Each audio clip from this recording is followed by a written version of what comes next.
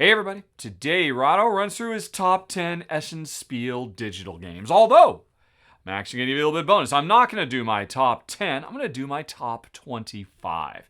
And the reason for that is because, well, this is a top countdown of games I do every year right around this time when Essen Spiel, the biggest, most exciting board game convention of the year, is upon us. And it's upon us, but it's very different this year as it is digital only. Now, that has not stopped the organizers of Essen Spiel from trying to come up with really cool and interesting events. Lots of games you can demo online digitally instead of in person in Essen, Germany, like years past. And, of course, a whole bunch of publishers have been planning all year to release their games at this time. It's usually the biggest sales event of the year. And so all of that's happening digitally. And while you cannot go and pick these up in person, these should all be games you can pick up online right now. So really, this is less a top 25 Essen games, things you would get at the convention, and more top 25 really cool new hot games that I'm excited about that I would seek out right now to buy online. Right? It's kind of a little unusual, but it's been a very unusual year. And I figured, what the heck, let's do 25, although I've really got like another 20 or 30 that I'm going to talk about in this month's Rahdo Rambles video, which is a video for backers of my show on Patreon. So, don't worry, Ramblers, you'll be getting some even more of this, including expansions and whatnot as well. But for now, let's get started with my number 25, Venice. And the reason this one jumped out at me is because it is from a design duo, Dave Turczi, who I've talked about many times and who will be on this list again a little bit later on, and Andre Novak. And, Dave, I think he's kind of a hot property in game design right now, but Andre Novak, I've been a big fan of his forever. His old games, some of which went on to inspire some very, very cool games like Teotihuacan, I always thought were very, very neat, and he's been kind of off the radar for a while. Ever since he sold or merged his production, his game publisher with not Indie Board and Cards, Board and Dice. But anyway, he's back. This sounds like a very, very cool Euro-y style game that I think Jen and I would enjoy. It kind of has vibes of Yokohama, where apparently you're leaving a network of workers all over the board of Venice and then riding around in your gondola to activate the different workers. It could be cool. Mostly, it's just great to see Andre Novak doing some more good Euro-y fun. And that is why Venice comes in at my number, number 25. Let me go on to number 24, Anno 1880, which is actually based on a hugely popular video game civilization, colonization, industrialization type game. Never played the video game, not really interested in it, but what I am interested in, this is from designer Martin Wallace. And from what I've seen, it looks like a very, very sharp card combo production chain style game. And in fact, I should be able to talk to you about it a little bit more, because a couple of years ago, I actually sat down with Martin Wallace with an early prototype of it, and he walked me through it. And I remember at the time thinking, this sounds amazing. It's been a few years and I don't remember, because since then I've played hundreds of other games, but I do remember being very, very impressed. And honestly, at this point, hasn't Martin Wallace earned the, he's putting out a new design? Interested, let's check it out. I certainly think so, which is why Anno 1800 is my number 24. Then we move on to number 23, The Raiders of Scythia, which actually, I guess this one came out a little bit ago, but I am never one to question the wisdom of board game geeks head news guru Eric Martin, who is the one who put together the preview list for all the games that are ostensibly at Essen Spiel Digital this year. So if he put it on the list, I considered it. By the way, if you want to check that list out yourself, go check out the links in the show notes. Eric works incredibly hard on these lists every year, and he wasn't going to let a little thing like no physical convention stop him. So while I'm just going to be talking about 25 games now, there's going to be plenty more that you might want to look at. But anyway, back to Raiders of Scythia, which is interesting. It's a complete and total remake of Raiders of the North Sea, popping the two expansions for Raiders of the North Sea all into a new re-themed, re-arted up, and not insignificantly modified game. The core worker placement of place a worker, take a worker, do two actions every round is still there. We're still trying to build up raiding parties to go get all kinds of loot as we go further and further into enemy territory, just like Raiders of the North Sea. But this game does two wonderful things. It removes all the player versus player stuff, yay, and it adds animals, which are a very, very cool new feature that on its own makes this game better than Raiders of the North Sea as far as I'm concerned, which is why it's my number 23, the Raiders of Scythia. Then we move on to 22, Twitch and Signal. How about Switch and Signal? And I'll be honest, I don't know much about this because there was one thing as I was reading that immediately got my attention. This is a train route building goods delivery style game. We've seen many games like this over the years, going back to the Steams and the Age of Steams and the Railways of the Worlds and all that. So this seems to scratch that kind of thematic itch, but here's why I'm interested. Cooperative. When was the last time you saw a cooperative train game? That is very, very engaging to me. I have to admit, I'm not really that much in love with trains as a subject matter, but they always seem to be very compelling in terms of gameplay. And a cooperative one where Jen and I can work together to get all those goods where they need to go, I love the idea of that. It's not higher on my list because I don't know much about it. I was just the idea of a cooperative train game was enough to get me interested in my number 22, Switch and Signal.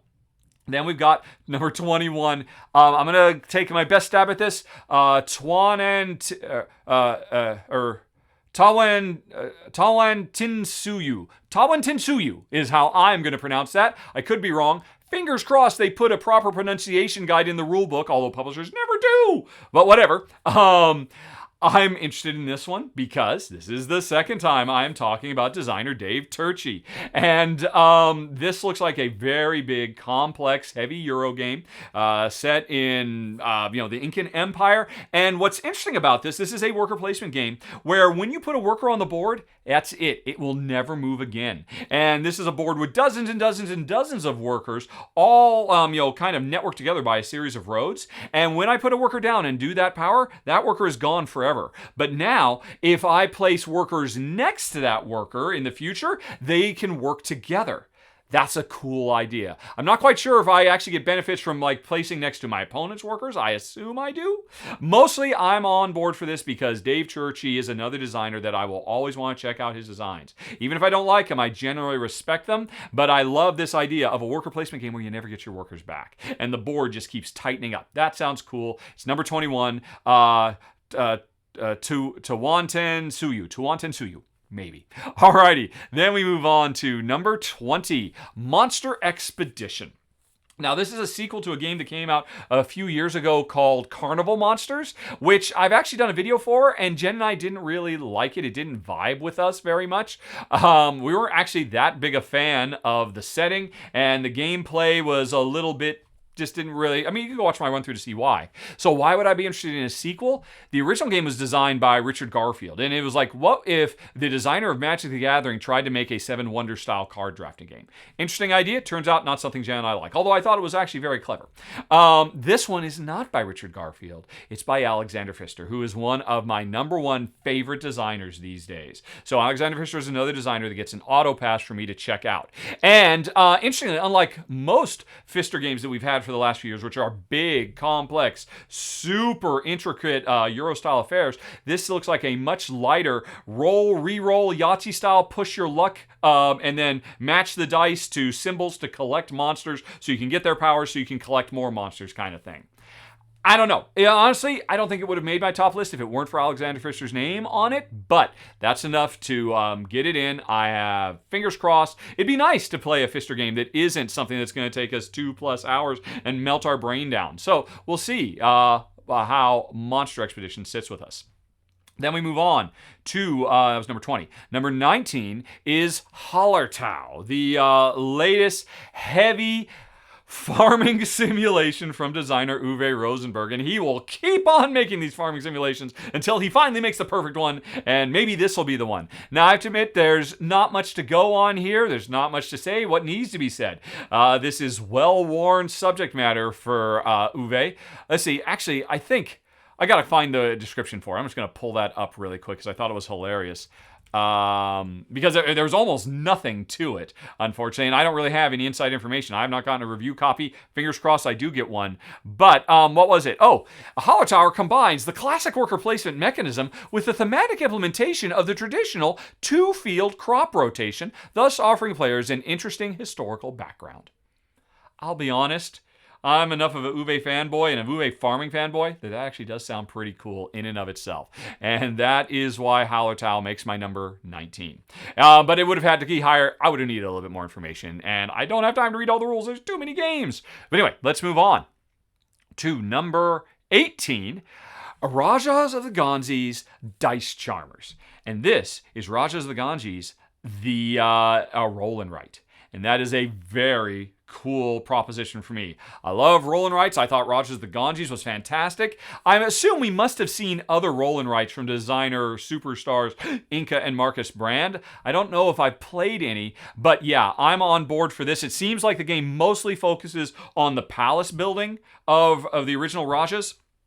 And it also recreates that really cool scoring system where you're going both clockwise with one marker and counterclockwise with another marker, going both ways around the score track. And the game is over once somebody gets their clockwise and their counterclockwise to meet up, because you're doing two completely different scoring metrics. I thought that was brilliant there. I would love to see that in a fast little filler game. So fingers crossed for number 18, Rajas of the Ganges, the Dice Charmers.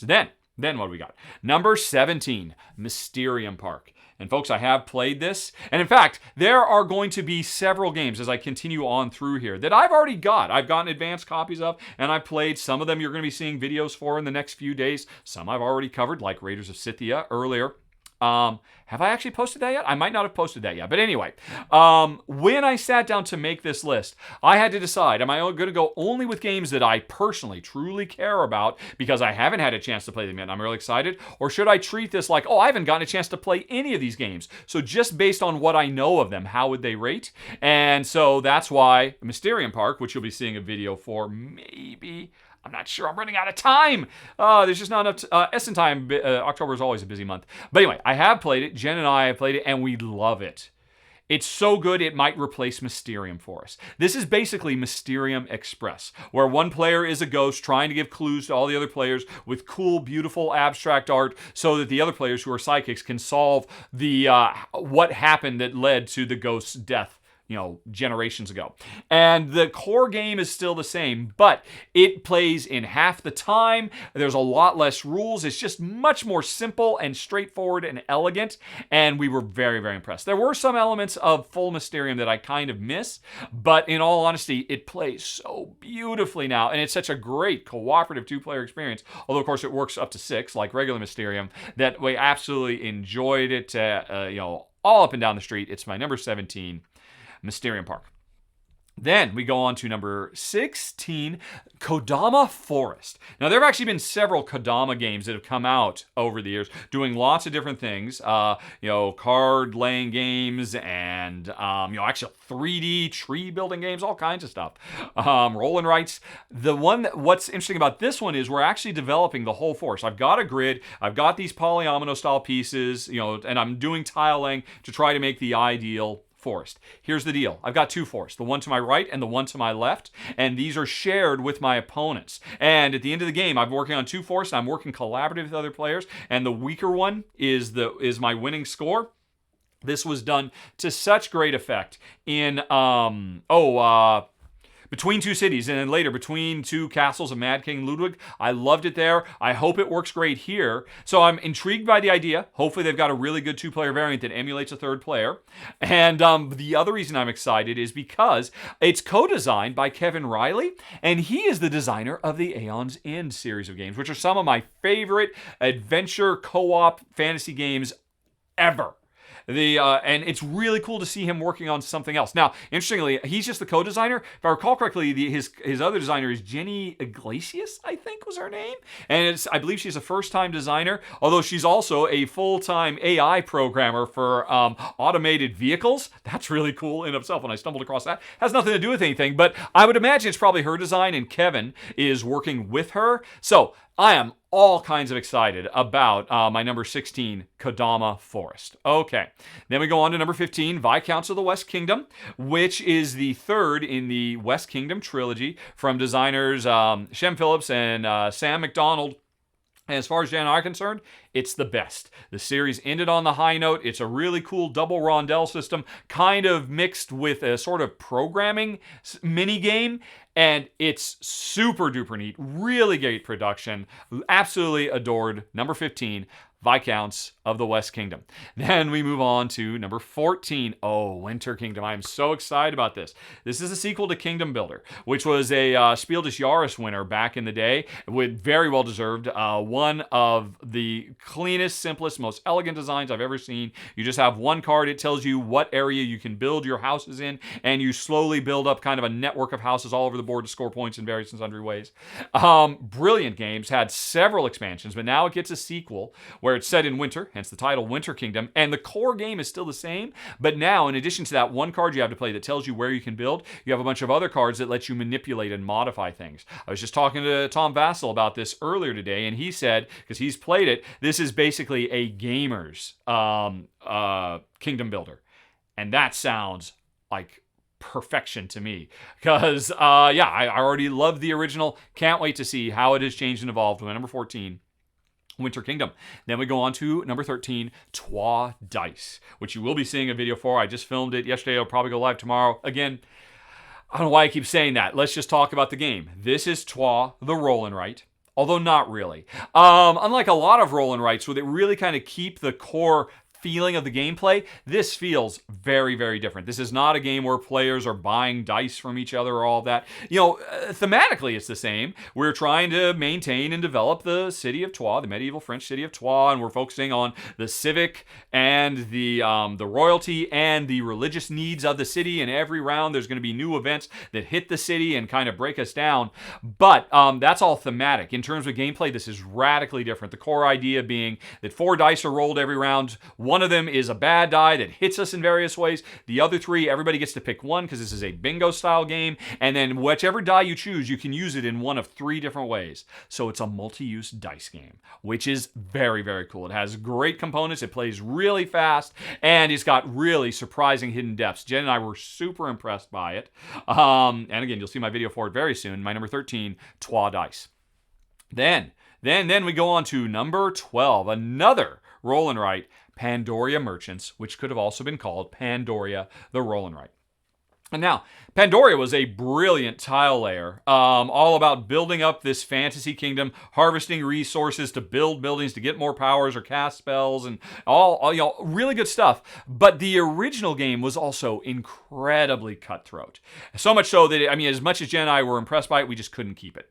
So, cut to a couple years later, Pandoria Merchant comes out, and unlike Troyes, which pretty much is only like Troyes dice, which is only thematically, but it's a completely different game gameplay-wise, Pandoria Merchants is very much the gameplay of Pandoria, the tile laying and the claiming territory to harvest and all of that, just brought down into dice form, because in the original we had these domino tiles that we had and we placed and we kind of made the patchwork landscape. Now we roll 2 dice and create those dominoes as we go.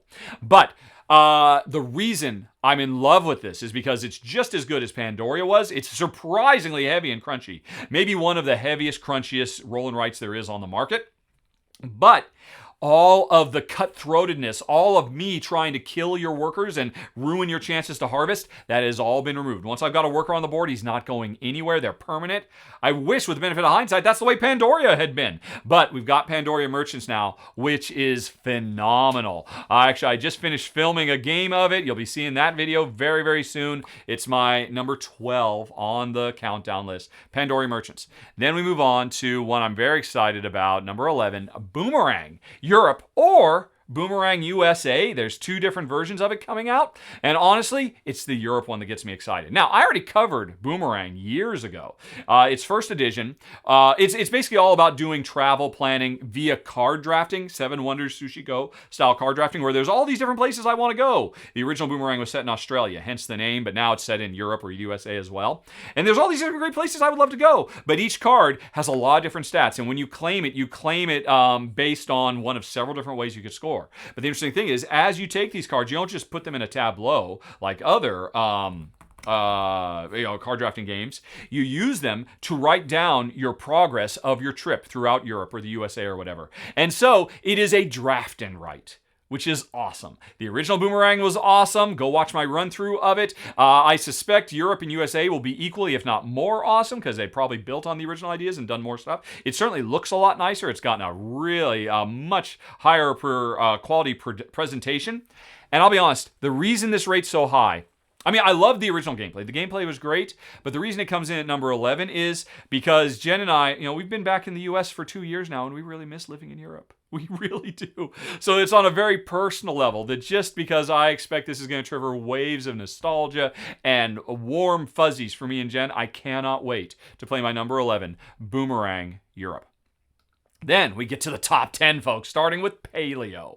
And here's why I'm very excited about this. This is from publisher Hans and Gluck, who always produce excellent, crunchy, thinky, very smartly designed Euro-style games. That's what they're known for. Every year they put out one or two, and sometimes they go on to be really big super smash hits. Sometimes they get really respectable reviews, but they just don't catch fire. But everybody agrees, yeah, that was a really good game. What happened to it? So Hans and Gluck can always be relied upon to make really solid Euro-style designs. Here's what makes Paleo different. This is their big game of the year. It's cooperative. And this is the first time they have ever done that. I would be in just based on the idea of getting to play a cooperative prehistory Stone Age era game. Rather than, because they always are competitive. And I would the dawn of humanity should be about how we came together as a species and rose above our humble beginnings. As opposed to, how can we just beat each other down? Yeah, I know that's always part of the human animal too, but I'm so much more excited thematically about cooperating in prehistory. But then, for Hans and Gluck to make their first cooperative game ever, that means they must really believe in it because it's so counter to what they normally do. Makes me very, very excited, which is why it's my number 10, Paleo. All right. Number 9 is Cafe, which I covered a couple months ago. I guess it's getting a wider distribution now. I'm not quite sure. It's from Pythagoras, and they actually have several really good games that are coming out right about now. But Cafe was my favorite of all of them. It is a card patchwork game like Honshu or Patch History or Hanging Gardens or Sprawlopolis or Circle the Wagons or there's so many of these games out there now. Vodoran Gardens. Squire for Hire and Carson City, the card game. I love these style games where you have a bunch of cards that are grids that have different icons and you play them down, laying them partially on top of each other, slipping them together to try to make interesting tableaus. It's always a cool mechanism. I always enjoy it. What makes Cafe different than all of them is most of the time you're just building this tableau of cards, patching them all together to basically make patterns, get certain icons next to other icons to score points. In this game, you're doing it to make an actual production engine. Because every round, you have the opportunity to build this engine that you've gotten together by patching all these cards together to generate coffee and sell it at cafes in Portugal, if I recall correctly. Famous real-world cafes. It is brilliant. It totally flips the script on a genre of gameplay that I already really love. Jen, I were really blown away by it. Great production. My number 9 of this Essen Spiel digital countdown, Cafe. Then we go on to number 8, Calico. Calico, right now, I have played it. I played it last year, or maybe it was 2 years ago when it was on Kickstarter. I covered it in prototype form, and Jen and I were blown away by it. I've gotten a Kickstarter copy. Jen and I played it again. We continue to be blown away by it. I think it is finally becoming available in retail channels now. I suspect everybody will be blown away by it. This is, on the surface, a really simple, charming little abstract tile land game where we're trying to make quilts. And we're trying to make certain patterns match in certain ways to make kittens happy to score points. It's so twee. But do not be fooled. This looks like a very simple, lightweight family-style gateway game. It is not. It is incredibly crunchy. With the tile drafting to try to get the right ones, pushing your luck to get the to be able to make the patterns you need to. It is brilliant. One of the best games of the year. Right now, of all the games I've played for 2020 that I have ranked, it's It's my number 2 highest ranked game. Now, I suspect some of the games on this very list, when I actually get a chance to play them, might become higher than Calico, but I would be shocked if Calico doesn't make it into my top 10 best games of the year. And it's currently my number 8 most anticipated game, because again, I was basing this not on what I know of these games, because then I would leave a lot of games off. I was basing them on what I would think about these games if I hadn't played them, and I was just judging them based on what I was able to read or see in other people's videos, etc., etc. I put this so high because there's some crazy guy out there who does run-through videos that can't stop talking about how it's one of the best games in years. My number 8 on the list is Calico. Then we go on to number 7, Praga, Caput, Regni, which I believe is Latin for Prague, the capital of the kingdom, or something like that. And this is a game from Vladimir Suchy and his new publishing venture, Delicious Games. A couple of years ago, they gave us Underwater Cities, and you've probably all heard of that. You probably know how amazing Underwater Cities is. This is his next big, crunchy, heavy Euro-style game. Not quite as heavy as Underwater Cities. I think I would put it in the same realm as, certainly heavier than what else has he done? Last Will. Probably in a Pulsar, probably heavier than Pulsar 2849. But still, all that aside, it's brilliant. Jen and I have already played it.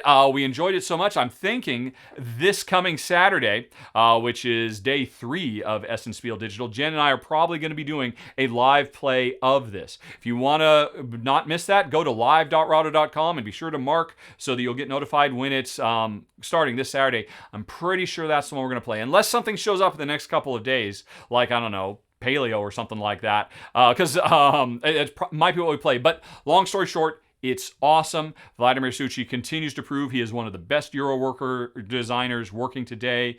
It's all about rebuilding building up medieval Prague, and it's got a very, very cool action selection system. It has to do with a rotating dial, kind of similar but still very, very different from Zolk and the Mayan calendar. Amazing game, Jen. I absolutely adored it when we first played it. My number 7, Praga, Caput, Regni. Then, folks, we go on to number 6, Fresco, card and dice games. Or the card and dice game. Oh my gosh. I feel like I've been waiting for this for years, but I'm not quite sure. Because for years now, publisher Queen has been teasing a Fresco the card game and a Fresco the dice game. Every year, they keep saying, yep, this is going to be the year. And then every year, it doesn't keep coming out. A few years ago, I actually cornered one of the high-level Queen folks. And there aren't very many of them. I mean, Queen is like a company of like 8 or 9 people or something like that. And I cornered their president. I said, dude, why do you keep teasing me every year? Fresco is one of Jen's top 10 games of all time. It's one of my favorites, too. Where is the dice game? Where is the card game? And he said, oh, people are still wanting that? And I'm like, yes! Well, maybe we should get back to work on that. And cut to a few years later, and now they release news about the card and dice game. I don't know what this means. Did they meld the two games together? I don't know, but we love Fresco so much. And so a fast, streamlined, quick fillery style game, which is what I'm assuming this is going to be, that scratches that Fresco itch, is a must-have, which is why it's my number 6. Fresco, the card and dice game. Then we have number 5, also from Queen Games, Escape, The Curse of the Temple, the roll and write game. And it's funny, I was just talking to Tom Vassell earlier today about this one as well. And he was like, really? You're excited? I mean, haven't you played enough Escape in your life? And to be honest, we have played a lot of Escape. Escape's one of probably our most played games in terms of number of sessions, because there was a time when Jen was so epically in love with that game and just would play it all times, day or night. But, over time, we still love it. We still have it. A lot of expansions came out for it, but, we have to move on to other games. So I'm so excited about a roll and write, something that would probably resolve my number 1 issue with Escape, which is it's a 10-minute game that takes 15 minutes to set up. Because there's all the different tiles you have to mix and match once you have a lot of expansion content like we do. A Escape that we can just sit down and play really quick and easy and just, oh man. An Escape that only takes 12 minutes, 2 minutes to set up, and then 10 minutes to play. Yes! Yes! Number 5, Escape, The Curse of the Temple, the roll and write. But let's move on to number 4, Bonfire. This is one of 2 big box Stefan Feld games that are coming out this year. It's a good year to be a Feld fan. I'm very excited about this. I'll be honest, I have not really looked into it at all. Apparently, it's all about lighting bonfires so the lost members of your tribe can find their way home. And how do you do that? No doubt through really complex, intricate, interconnected mechanisms that you have to try to manage and get to weave into solutions to all kinds of crazy puzzly goodness that Feld is known for. So I'm excited about it. I'm a little nervous because I think it was Man vs. Meeple. They've got a copy. I have not gotten a copy yet. So supposedly I'll get one in November. Fingers crossed. But they got an early copy, and they mentioned in passing that it's very cutthroat. And Feld has been cutthroat in the past. Speakerstadt is mad cutthroat. And Bora Bora, I think, can be a very cutthroat game too. So I'm a little worried about Bonfire, which is why it comes in at my number 4. And then we cut to my number 3, The Castles of Tuscany, which is basically a sequel to The Castles of Burgundy, which is my number 1 highest ranked Stefan Feld games of all time. Castle of Burgundy is in my top 10 games of all time. And as I understand it, this takes some of the ideas of Burgundy, but again, simplifies it and streamlines it and makes a different style game that has more of the feel. I don't know, because once again, I don't have a review copy of it. I'd probably be the last person in the universe to cover this, because it seems like every other channel out there has, except for me. But I'm hoping someday it will show up at my door and Jen and I can play it and I can film it for you. But I like the idea of something that evokes the feel of Burgundy while doing new and interesting and different stuff. I'm a cult of the new guy, I'll admit it. But hopefully that plays a bit quicker, because if I have one complaint about Tuscany, as many times as we played it, man, that's a long game. That's a long game, and I would love a shorter, quicker Tuscany series. Of course, I've already got Tuscany, the dice game, and there's Tuscany, the card game, but I want something new, and I'm excited. It's why it's my number 3, The Castles of Tuscany. Then we've got number 2, Cloud Age. Earlier I mentioned Alexander Pfister. Pfister is back, and this looks like, unlike, what was it, the Monster something or other. Oh, what was it? What was the other one? It was Monster Expedition, which I understand is a fairly light push your luck Yahtzee roll and write style game. This is probably going to be more in his heavy line, like your Maracaibos and your Blackout Hong Kongs and your Great Western Trails and all that. That real Pfister goodness, that sweet, sweet Pfister sauce that I want so badly, especially because a big part of the description of it, and this game is set in some kind of post-apocalypse. The Earth is barren, and humanity has taken to the sky to try to find a way to move forward, flying around in Zeppelin. So it's not exactly steampunk.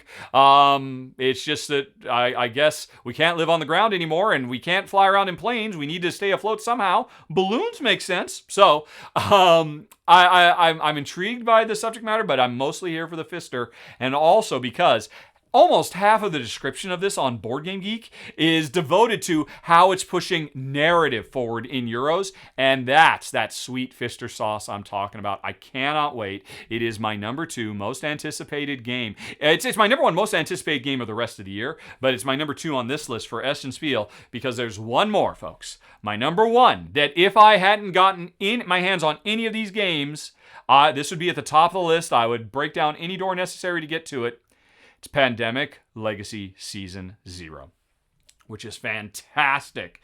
It is the end of the trilogy by doing prequels, and this is an excellent prequel that basically sets the stage that everything that comes later in Pandemic 1, Season 1 and Pandemic Legacy Season 2, and Jen and I loved it to bits.